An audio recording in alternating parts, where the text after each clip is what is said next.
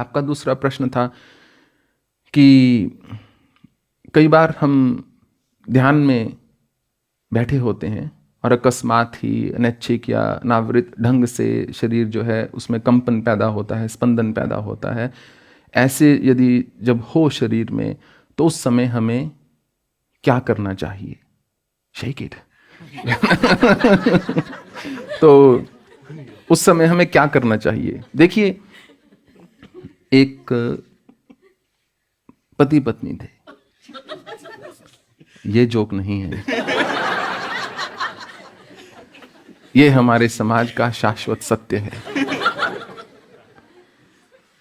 एक पति पत्नी थे, इसमें कोई जोक है नहीं। पति पत्नी में क्या जोक रहेगा? पति पत्नी हो गए तो कोई जोक नहीं बचेगा, तभी तो पति पत्नी हुए। दो जोक मिले तो पति पत्नी हुए।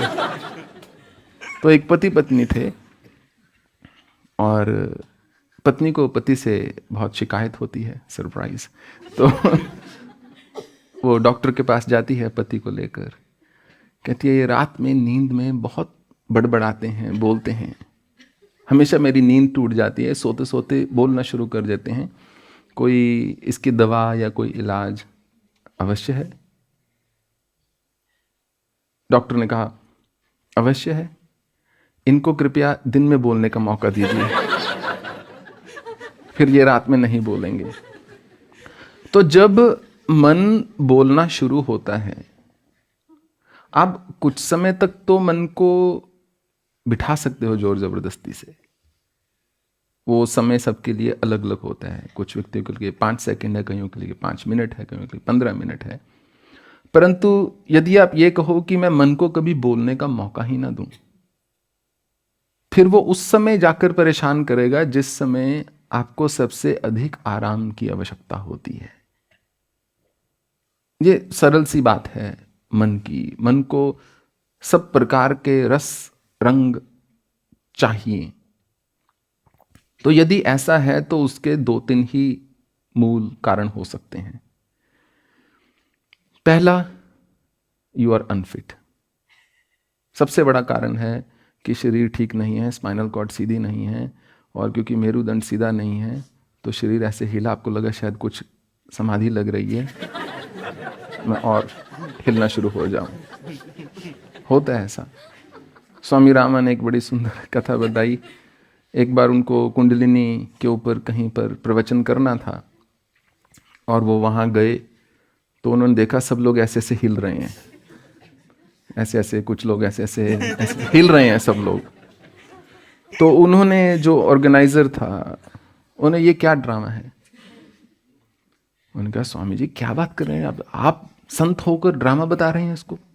अरे इनकी कुंडलिनी जागरण हो रही है, ये इसलिए इतना हिलजुल रहे हैं, इनके हाथ में नहीं है, ये इनवॉलेंटरी मूवमेंट है। तो स्वामी रामा माइक पर गए, बोलो देखो, अगर तुम लोगों ने हिलना बंद नहीं किया मैं इसी के समय बाहर हो जाऊंगा, मैं कोई प्रवचन नहीं देने वाला।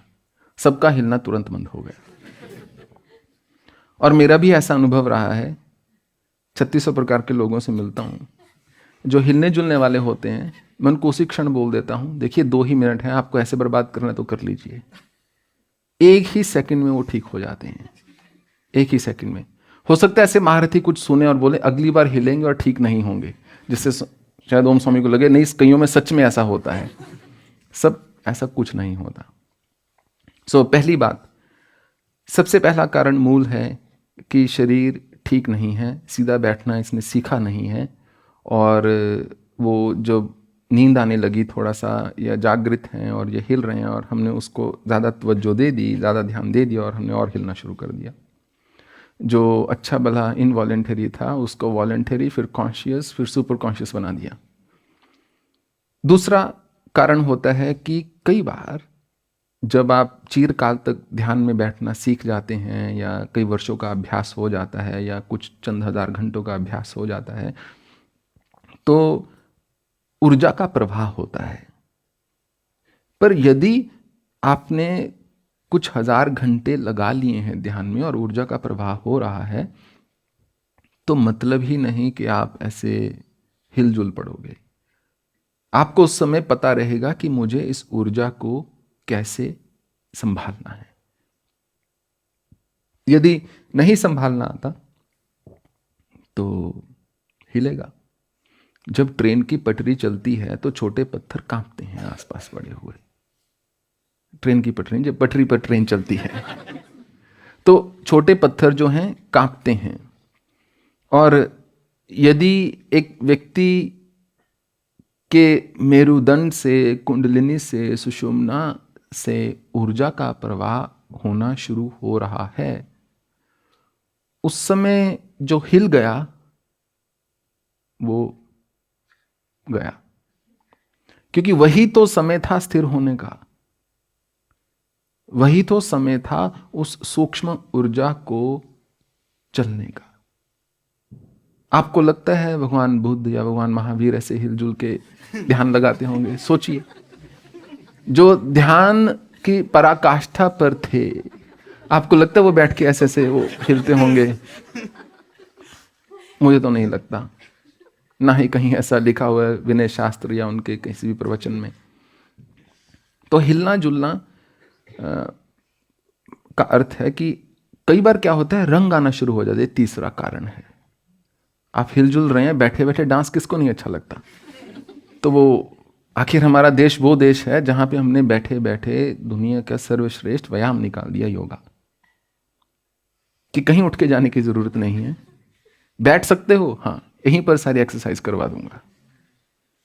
इससे ज्यादा बढ़कर कुछ हो नहीं सकता था, क्योंकि हम जो आलस्य है हम में, हमारी भक्ति की भांति कूट कूट के भरा हुआ है अधिकतर लोगों में।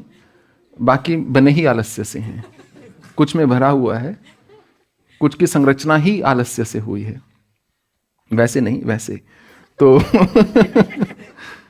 तो कई बार उसमें जब आप हिलते डुलते हैं और मन हिल रहा है और दिमाग हिल रहा है और शरीर हिल रहा है, उसमें एक रंग आना शुरू हो जाता है।